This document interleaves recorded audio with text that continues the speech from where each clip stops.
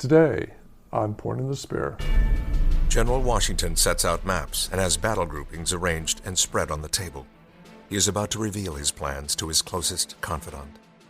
General Greene arrives at headquarters as the sun burns low in the sky and moves past sentries. Greene enters the map room with Reed, looks quizzically at Washington's plans carefully laid out on the table. Greene asks, "A plan of battle, Your Excellency?" Washington, focused on the maps and papers, dispenses with pleasantries.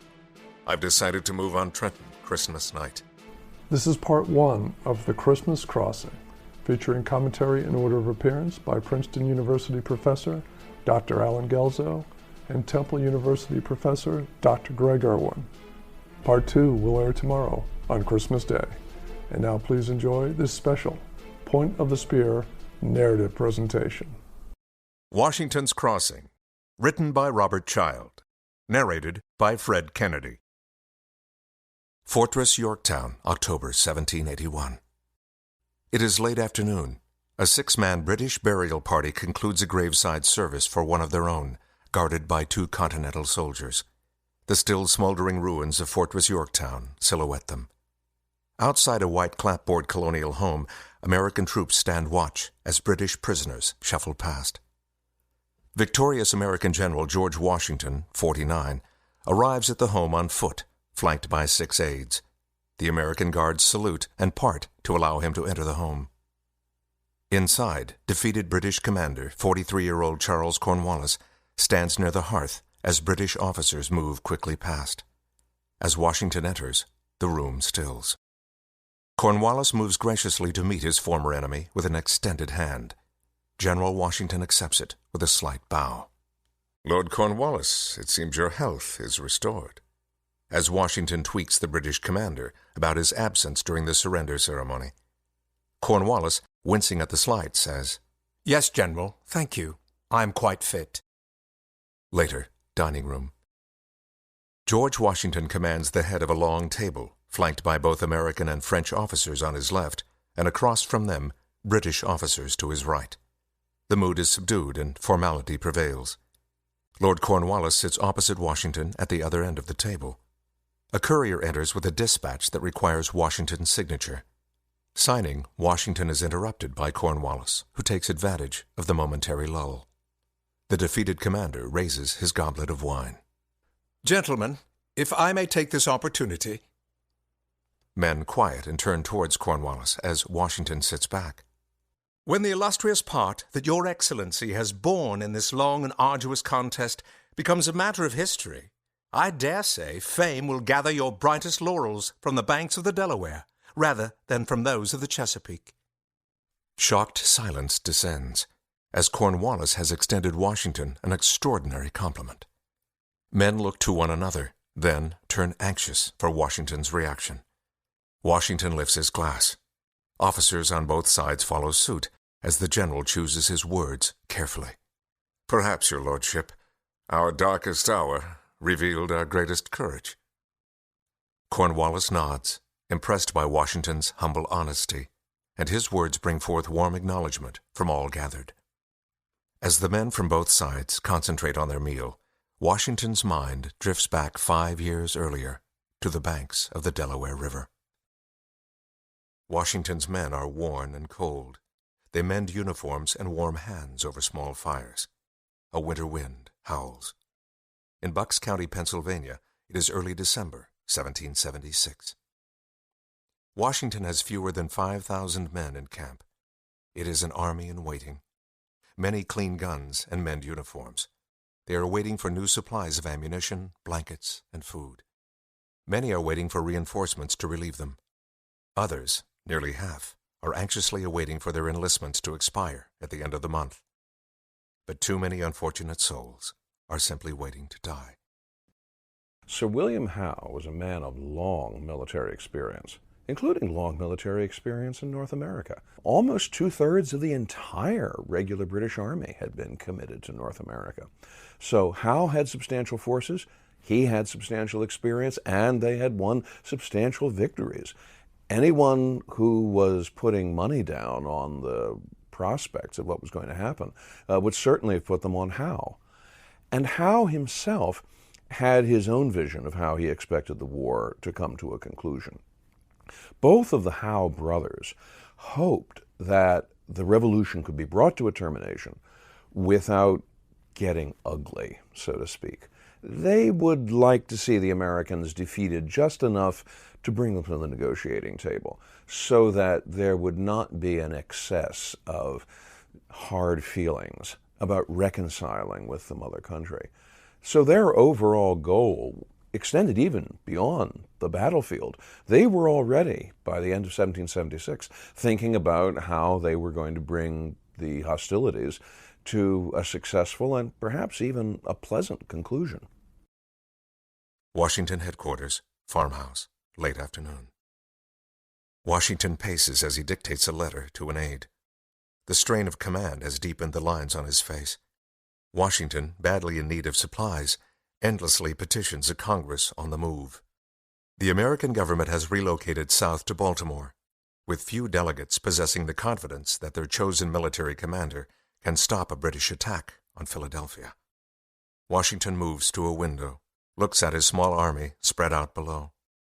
Victory has eluded the general, and both his second and third generals in line of command, General Charles Lee and Horatio Gates, openly question Washington's military prowess in endless letters to Congress.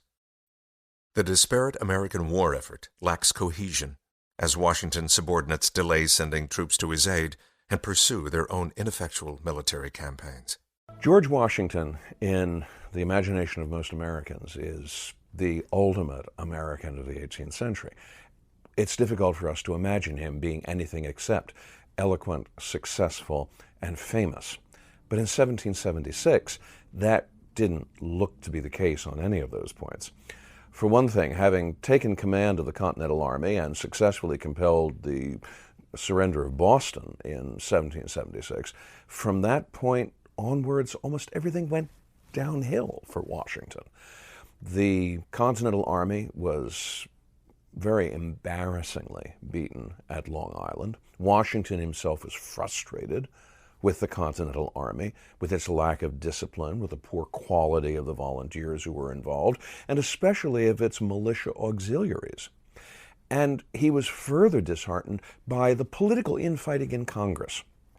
Not only were the states in Congress putting more energy into fighting with each other than fighting the British, but Washington was frequently singled out as one of the people to be caught in the crossfire. And by December of 1776, with his army hemorrhaging deserters, with the British looking like they had pretty well come close to wrapping up the entire business of this revolution, Washington stood a real good chance of going down as the ultimate, shall we say, losing pitcher of the 18th century. White's Tavern, Basking Ridge, New Jersey, December 12th and 13th, 1776. General Charles Lee, 44, and a dozen of his officers arrive on horseback at a white clapboard tavern. General Lee, known for his arrogance and independent streak, makes a costly error. The decision to stay the night at this tavern, just 3 miles distant from the protection of his army, will cost him dearly. As day breaks the next morning, General Lee writes at a small desk while a woman exits his bedroom. He watches her leave and then returns to the letter he is composing. The letter is yet another in a long line of derogatory letters about George Washington's failings to fellow subordinate General Horatio Gates. A certain great man is damnably deficient. He is not fit enough to command a sergeant's guard. Unless something, which I do not expect, turns up, we are lost. What turns up is an unexpected patrol of British dragoons at his doorstep, tipped off by local Tories. And what's lost is General Lee, a prisoner of war for the remainder of the winter campaign. Washington's fury over Lee's folly is tempered by the arrival of Lee's 2,000 troops a week later in camp, now under their new commander, General John Sullivan. It was actually a great fill-up for Washington when John Sullivan's 2,000 men, Sullivan's entire division, finally shows up and rejoins the Continental Army. Otherwise, Washington might not have had quite enough men not only to fight a battle at Trenton, but even to continue the war. Sullivan's reappearance and his willingness to serve again under Washington made it possible for Washington to think about the campaign that would climax at the Battle of Trenton. Washington's HQ, Buckingham, Pennsylvania, December 21, 1776. General Washington sets out maps and has battle groupings arranged and spread on the table. He is about to reveal his plans to his closest confidant. General Greene arrives at headquarters as the sun burns low in the sky and moves past sentries. He is met by Washington's adjutant general, former Philadelphia lawyer, 30-year-old hawk-nosed Joseph Reed. Greene enters the map room with Reed, looks quizzically at Washington's plans carefully laid out on the table. Greene asks, "A plan of battle, Your Excellency?" Washington, focused on the maps and papers, dispenses with pleasantries. "I've decided to move on Trenton Christmas night," he says. Greene catches his breath, then opens his mouth to protest, but thinks better of it. Yes, sir," he obediently replies, but a catch in his throat betrays his lack of confidence. "A decisive blow must be struck, Nathaniel," says Washington. "Absolutely, General, but it would certainly be a bold undertaking with the weather and the condition of the men." Washington turns, intense. "Yes, a gamble, but we have no choice. We either sit here or act." Washington moves to the window and looks out at his troops encamped around his headquarters. As Washington peers through the glass, he says, "We must seize the Trenton garrison now. Enlistments are up at month's end. The majority of the army, the veterans who have sacrificed most, I cannot trust them to remain." The American commander then returns to the table. Greene, perceiving the strain of the command on his general's face, sees his opportunity. "Sir, allow me to state plainly. You are the reason the men will remain. Patriotism is but a fading memory. They will continue to fight for you first, then their country. In the spring, we—" Washington cuts him off. "Nathaniel, the men need the supplies at Trenton, and the cause sorely needs a victory. Our countrymen need the spark of hope." He pauses. "But if we lose this battle, General Greene, I fear the game will be nearly up." Greene, unsure of what to say, studies the wide floorboards, then is startled as Washington pounds the table. Here in this place is where we must make our stand, General Greene. There will be no retreat. The password for the attack shall be victory or death." I hope you're enjoying this special presentation. The Christmas Crossing is part of a larger audiobook, America's First D-Day, which you can purchase at audible.com, Audible UK, and several other sites. You can find purchase links in this episode's description. Trenton Barracks, Hessian Command. Just across the river from Washington's encampment, and 12 miles to the southeast, lays Trenton, New Jersey. The town of 100 homes is an inhospitable crossroads filled with 1,900 German mercenaries, the Hessians.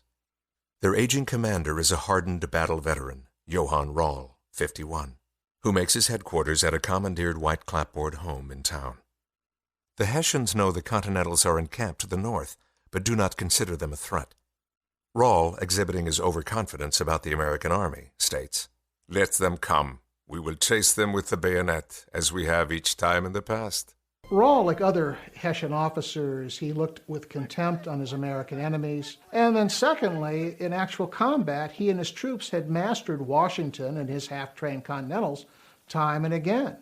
The bravery and the bayonets of his grenadiers had won the day at White Plains and had carried the American entrenched positions at Fort Washington. His response when he garrisoned Trenton at the very beginning, a place he found to be nothing more than just some little lickspittle provincial village. "Scheisse by Scheiss," he exclaimed. "That's what the place is." I won't try to translate that. The plan. Washington intends to launch the attack against Trenton on Christmas night from 4 directions. Washington and his Continentals will cross at McConkey's Ferry, 8 miles north of Trenton. Brigadier General James Ewing and a force of 600 will cross at Trenton and secure the Assunpink Bridge. At Bristol, Colonel Cadwalader is to cross the river and attack Hessian posts below Trenton. And General Putnam at Philadelphia will send troops to attack Hessians at Mount Holly, New Jersey. Washington's men work hard to secure boats for miles up and down the Delaware. They focus on the Durham boat, a 60-foot-long flat-bottomed cargo boat with a keel and high vertical sides. Oars and a setting pole, which allows the boat to be steered, operate it. It is clear to the Army they were going on the move, but not even the first officers are told where they are heading. The mood is upbeat, as soldiers on the move believe they have a chance of bettering their situation, and none can imagine one worse than the present one. I think the men that followed Washington to Trenton, they were the hardcore. I mean, thousands had deserted, but this was the faithful remnant. Whether they believed in Washington or not when they crossed the Delaware, I think something of his resolution, the fact that he was with them, that he was leading from the front, I think that must have had an impact on their thinking, and it enabled them to put their trust in him at least one more time. Washington was faced with the challenges he already knew of in attempting to attack Trenton. But he was unaware that on the day he begins to cross the river, a British loyalist is moving hard and fast to warn Hessian Colonel Rall of Washington's impending attack. 6 miles ahead of them across the river and down Pennington Road, the British loyalist fights through the storm. He reaches the edge of the village, but is stopped by Hessian pickets at the secured perimeter a half-mile from Trenton. His mission is to see the hardened 51-year-old Hessian commander, Colonel Johann Rall.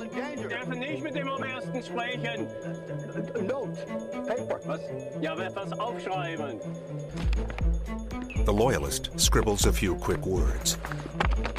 Gut dann. Können ihr diese Mitteilung zum Obersten bringen? Los! There had been warnings, and at least 4 warnings that came to Johann von Rall on December 25th and through that evening. 2 deserters from Washington's army showed up with messages that Washington was on the move. A local loyalist had sent von Rall a note.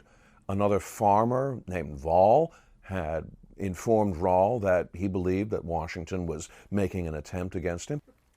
And when the messages came to him on December 25th and into the morning of the 26th, warning about the near approach of the Americans, von Rall's reply to one of them was, "Let them come." It was not drink, celebrating, unpreparedness that undid the Hessians. It was sheer overconfidence. They had underestimated, and von Rall in particular had underestimated, what Washington and the Continentals were capable of doing under these circumstances. In the afternoon, the army goes into motion. The weather conditions deteriorate, and what begins as an irritating drizzle morphs into a full-blown nor'easter with howling winds and pelting snow. For men already ill-clothed, many shoeless, the march is nearly unbearable. As more and more troops reach the assembly area around McConkey's Ferry, confusion settles in as they are told to wait. Washington orders, "No man quits his ranks upon the pain of instant death." A silence ensues as men are ordered not to speak. The only sounds are the howling wind and the profanity-laced barking of General Knox to keep the boats moving. Washington watches the embarkation from the Pennsylvania shore with growing irritation at the slowness of the operation. As he prepares to mount his white horse, a rider approaches, Major James Wilkinson, General St. Clair's aide-de-camp. "Your Excellency, a letter," the major says. Washington looks at him strangely. "Letter? What time is this to hand me letters?" "But I have been ordered by General Gates to deliver it, sir," Wilkinson replies. "Gates? Ordered? Where is he?" asks Washington. "At Philadelphia, but on his way to Baltimore to see Congress," says Wilkinson. Washington is enraged. "On his way to Congress," he says as he tears into the letter. He reads and throws the letter in the dirt in disgust. The contents of the letter are lost to history, but it is clear that Washington will receive no help from his second-in-command for the most important operation yet in the war. Aside from sending no assistance to his commanding general, what Washington does not know is that Gates is writing to Congress to demand Washington's job for himself. Washington, at that moment, with the weather and his own subordinates arrayed against him, must have felt like the loneliest man on earth. He is risking the only troops he has left in an all-or-nothing gamble, with success far from assured. If he fails, the country and independence is lost. He will hang as a traitor, and tyranny will descend upon the Americas worse than before. It is a testament to the greatness of the man, and the fortune of a grateful nation, that history placed Washington in this moment. If he has to carry the army on his back, he will do it, cross the river, and march on Trenton. He truly is, in this moment, the indispensable man. I hope you're enjoying this two-part special. Tomorrow, on the conclusion of the Christmas crossing. Although to an outside observer the situation seems desperate, to many of the men involved, quite the opposite is true. Young Alexander Hamilton records later that in spite of the horrendous conditions, the men were ready, every devil of them, to storm hell's battlements in the night. General Knox, in his after-battle report, said, "A profound silence of determination and the crunching of the snow was all that could be heard. Troops, determined, leaned into the snow and hail." I hope you'll join us tomorrow, Christmas Day. We plan more of these storytelling specials in 2022. And coming up all next month, we will be highlighting and celebrating the 7 Black Medal of Honor recipients of World War II, with exclusive episodes and special giveaways of my new book, Immortal Valor, the 7 Black Medal of Honor winners of World War II. Until then, I wish you and your family the happiest of holidays and a healthy and prosperous New Year. Thank you for being a part of Point of the Spear. Music licensed from audioblocks.com. Point of the Spear is produced by RSC Media Group.